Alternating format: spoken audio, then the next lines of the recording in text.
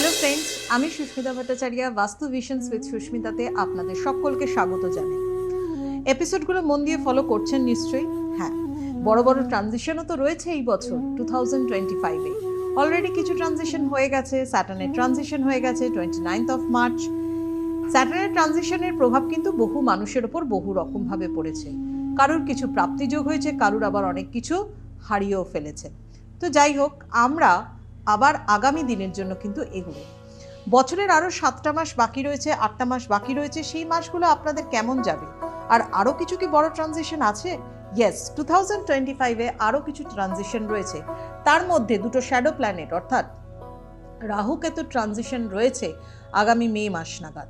তো এই মে মাসে যে ট্রানজিশনটা হবে তার প্রভাব প্রত্যেকটা রাশির ওপরে কেমনভাবে পড়বে। একটা কথা প্রথমেই বলে রাখি, এখানে আমি যে কথাগুলো বলবো বা বলছি, আমার বিভিন্ন ভিডিওগুলোতে আপনারা প্রত্যেকটা রাশি সম্পর্কে রাহুকেতু ট্রানজিটের প্রভাব কীরকম পাচ্ছেন সেটা যেগুলো শুনছেন টোটালটাই ইউনিভার্সাল, সকলের জন্য অ্যাপ্লিকেবল। বাট ইন্ডিভিজুয়ালি বিচার করতে গেলে কিন্তু অবশ্যই একজন অ্যাস্ট্রোলজারকে দিয়ে ভালোভাবে বিচার করাতে হবে। কারণ ইন্ডিয়ান অ্যাস্ট্রোলজি মানেই খুব মাইনিউট বিচার। কীরকম? এক হচ্ছে আপনার রাশি, আপনার অ্যাসেন্ডেন্ট এবং সব থেকে বড় কথা ডিগ্রি মেথডকে ফলো করে কিন্তু ইন্ডিয়ান অ্যাস্ট্রোলজিতে পুরোপুরি চেক করা হয়। কারণ কত ডিগ্রিতে আপনার নক্ষত্র কততে রয়েছে, কোথায় রয়েছে, সেই হিসাবে বিচার করে কিন্তু আপনি একটা ফল পাবেন এবং আপনার জন্য প্রেডিকশনগুলো করা হবে। তাহলে আপাততভাবে আজকে আমি যে কথাগুলো বলবো সেগুলো হচ্ছে দুটো রাশি সম্পর্কে বলবো। একটা হচ্ছে মিথুন রাশি অর্থাৎ জেমিনি, তার সাথে সাথে হচ্ছে যারা ক্যান্সারিয়ান অর্থাৎ কর্কট। তো এই দুটো রাশির সম্পর্কে বলবো। আর অন্যান্য রাশি সম্পর্কে তো আমার অন্যান্য ভিডিওগুলো প্রত্যেকে যদি ফলো করেন, প্রতিদিন যদি ফলো করেন, এবং সব থেকে বড় কথা বলে রাখি, বাস্তু ভিশনস উইথ সুস্মিতার এই চ্যানেলটাকে বরঞ্চ সাবস্ক্রাইব করে রাখুন, বেল আইকনটাকে প্রেস করুন, সাবস্ক্রাইব করুন, প্রতিদিন নোটিফিকেশন পান নতুন নতুন ভিডিও, বাস্তু নিয়ে ভিডিও বা কখনো অ্যাস্ট্রোলজিক্যাল ক্যালকুলেশন নিয়ে, আবার কখনো জীবনের বিভিন্ন ধরনের বাস্তব কথা নিয়েও কিন্তু আপনাদের সাথে কথা বলা। কারণ কাউন্সিলিংয়ের পার্ট একটা বড় পার্ট থাকে অ্যাস্ট্রোলজিতে। যাই হোক, শুরু করি তাহলে আজকে। হ্যাঁ, আজকে প্রথমেই বলি মিথুন রাশি। খুব পজিটিভিটি দিয়ে কিন্তু কথাগুলো শুরু করতে হচ্ছে, কারণ রাহু কেতু যদিও একটা শ্যাডো প্ল্যানেট, কিন্তু জানবেন রাহুর নেগেটিভ এফেক্ট অর্থাৎ মেলফিক এফেক্ট মানুষকে যেরকম হাংরি করে তোলে, মানে অর্থনৈতিক প্রত্যেকেরই দরকার, ফিনান্সিয়াল স্টেবিলিটি প্রত্যেকেরই দরকার। ইকোনমিক সেক্টর যদি কোনো রকমভাবে খারাপ থাকে তাহলে কিন্তু আপনি জীবনে কোনো রকমভাবে কিন্তু উন্নতির জায়গায় পৌঁছতে পারবেন না। তাহলে অর্থ আমাদের জীবনে, পয়সা আমাদের জীবনে, টাকা আমাদের জীবনে ভীষণ মূল্যবান একটা জিনিস, ভীষণ দরকারি জিনিস। কিন্তু রাহুর প্রভাবে অনেক মানুষ এই টাকার জন্যই কিন্তু জীবনে বাঁচেন, হাংরি হয়ে যায় রাহুর প্রভাবের দ্বারা। আবার কেতুর প্রভাবের দ্বারা মানুষ কিন্তু ভীষণভাবে নেগেটিভ, কুচিন্তা, কুদৃষ্টির মধ্যেও পড়ে থাকে। অনেক সময় শুক্র এবং কেতুর একই কম্বিনেশন হলে পরে সেই মানুষের চরিত্রও কিন্তু দুশ্চরিত্রে পরিণত হতে পারে।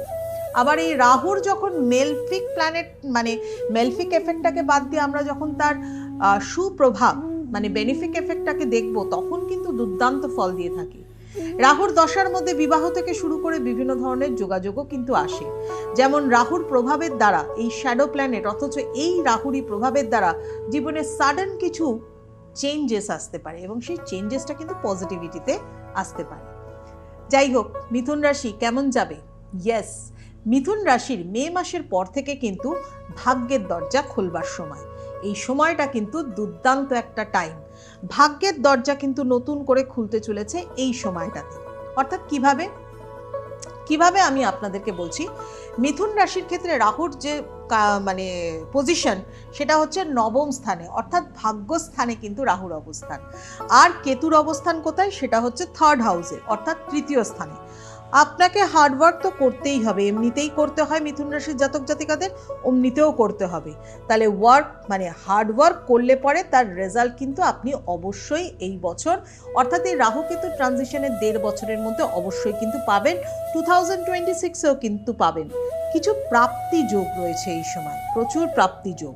হ্যাঁ, ভাগ্যের দরজা যেহেতু খুলছে, প্রাপ্তি যোগ তো থাকবেই। কনফিডেন্স লেভেল অনেক বেশি বেড়ে যাবে। স্পিরিচুয়াল গ্রোথ স্পিরিচুয়াল একটা ভেতর থেকে একটা স্পিরিচুয়ালিজম কিন্তু ভালোভাবে আপনার মধ্যে জাগবে, স্পিরিচুয়াল গ্রোথ আসবে। বলা হচ্ছে great time for higher education, foreign travel, এইসবের যোগাযোগও কিন্তু ভীষণভাবে। অনেক ছেলেমেয়েরা অনেক দিন ধরে হয়তো চেষ্টা করছে, বিভিন্ন এন্ট্রান্স পরীক্ষা দিচ্ছে, বিদেশে যাওয়ার চেষ্টা করছে, হয়তো হচ্ছে না। এই সময়টা কিন্তু পারফেক্ট টাইম কিন্তু এই ধরনের কোনো অপরচুনিটি আসার জন্য। বছরের মিডলে অর্থাৎ জুন জুলাই মাস থেকে আস্তে আস্তে সোশ্যাল জায়গাগুলো কিন্তু আপনার ওপেন হতে শুরু হবে। সেপ্টেম্বর টু নভেম্বর এই সময়টাতে কিছু প্রাপ্তি যোগ কিন্তু আপনার আসবে। জানুয়ারি টু মার্চ বিভিন্ন ধরনের প্রবলেমের ফেস করবেন, আবার সেই প্রবলেম থেকে বেরিয়ে আপনি কিন্তু জয়ীও হতে পারবেন ভীষণভাবে। তো অর্থাৎ এই সময়টাকে পুরোপুরি এনজয় করতে হবে এবং তার জন্য হার্ডওয়ার্কও কিন্তু আপনাকে করতে হবে। দুটো টোটকা আপনাদের জন্য বলে যাই। জেমিনি যারা অর্থাৎ মিথুন রাশির জাতক জাতিকা যারা রয়েছেন তাদের জন্য বলবো, প্রথমেই হচ্ছে একটা কথা, সেটা হচ্ছে হলুদ রঙের বস্তু, হলুদ জামা কাপড় হতে পারে, মানে র টার্মারিক অর্থাৎ কাঁচা হলুদ হতে পারে, মুগের ডাল হতে পারে, এই ধরনের ডাল, এইরকম মুগ ডাল বা হয়তো আপনার কাঁচা হলুদ বা হলুদ রঙের কোনো মিষ্টি, লাড্ডু বা হলুদ রঙের কোনো বস্ত্র, কোনো মানুষ যাদের ভীষণ দরকার, নিডি পার্সন, তাদেরকে দান করুন বৃহস্পতিবার দিন অর্থাৎ থার্সডেতে, বুধবার, প্রত্যেক বুধবার করে, এবং পারলে প্রতিদিনই গণেশজির পুজো করুন। অর্থাৎ সিদ্ধিদাতা গণেশের আশীর্বাদ আপনার জীবনে সুন্দরভাবে পড়ুক এবং পুরো বছরটাকে সুন্দরভাবে আপনি কিন্তু হার্ডওয়ার্কের মাধ্যমে সেই জায়গাগুলোকে ভালোভাবে করতে থাকুন এবং রেজাল্টও পেতে থাকুন। নেক্সট আসি যারা ক্যান্সেরিয়ান অর্থাৎ কর্কট রাশির জাতক জাতিকা যারা রয়েছে, তাদের রাহুর অবস্থান কোথায় রয়েছে? তাদের রাহু কিন্তু অষ্টমে যাবে, কেতু যাবে কোথায়? সেকেন্ড হাউসে। তবে ঘাবড়াবার নেই কিছু, অষ্টমস্ত রাহু যে আপনাকে খুব খারাপ ফল দিয়ে দেবে এরকমও কিন্তু নয়, মিশ্রিত ফল পাবেন। কিরকম ধরনের? ফিনান্সিয়াল আপস অ্যান্ড ডাউন হয়তো যাবে, বাট যারা ফরেন ট্রাভেলসের সাথে যুক্ত রয়েছেন, যারা রিসার্চ ওয়ার্কের সাথে যুক্ত রয়েছে, যারা হায়ার স্টাডিজের সাথে যুক্ত রয়েছে, তাদের জন্য খুব ভালো সময়। যারা টিচার ব্যক্তি রয়েছেন তাদের জন্য বলবো কিন্তু এই যারা কর্কট রাশির জাতক, আগামী বছর জানুয়ারি থেকে মার্চ অবধি এই সময়টাতে কিছু না কিছু প্রাপ্তিযোগ কিন্তু রয়েছে। যারা কর্কট রাশির জাতক জাতিকা রয়েছেন তাদের জন্য বলছি। নেক্সট বলবো good time for higher education, এটা তো বললামই। অগস্ট মাস থেকে কিন্তু আপনাকে একটুখানি বুঝে শুনে কিন্তু খরচা করতে হবে। বিশাল কোনো খরচা বা যেখানে কোনো ইনভেস্টমেন্ট করলে পরে রিস্ক হতে পারে সেই ধরনের ইনভেস্টমেন্টগুলোকে কিন্তু এড়িয়ে চলুন। মোস্ট অফ দ্য কেসেস আমি বলবো অগস্ট টু নভেম্বর চেষ্টা করুন এই বছরে কোনো রকম কোনো ইনভেস্টমেন্ট না করবার, সেটা ব্যাড ইনভেস্টমেন্টে পরিণত কিন্তু আপনার হতে পারে। আচ্ছা, তার সাথে সাথে বলে দিই, যেহেতু একটা মিশ্রিত ফল, ফিনান্সিয়াল অপরচুনিটিস আসবে সমস্ত কিছু, তার সাথে সাথে কিন্তু একটা জায়গার খেয়াল রাখতে হবে, সেটা হচ্ছে হেলথ ইস্যুস কিন্তু আসতে পারে।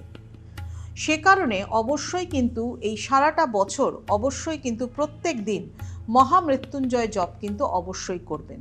মহামৃত্যুঞ্জয় জপ অর্থাৎ আমি সবসময় বলি যে কোনো মন্ত্র চ্যান্টিং আমাদের জীবনে একটা গভীরভাবে, ইনফ্যাক্ট আমাদের ব্রেনের ওপরেও একটা গভীরভাবে ইম্প্যাক্ট ক্রিয়েট করে।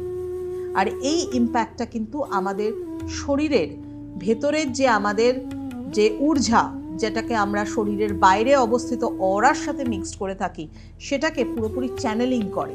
অর্থাৎ আপনার কাজ করবার ক্ষমতা, আপনার এগোবার ক্ষমতা, আপনার কনফিডেন্স লেভেল, এগুলো কিন্তু ভীষণভাবে বেড়ে যায়, যেটা আমাদের প্রতিদিনের জীবনে ভীষণ ভীষণ দরকারি।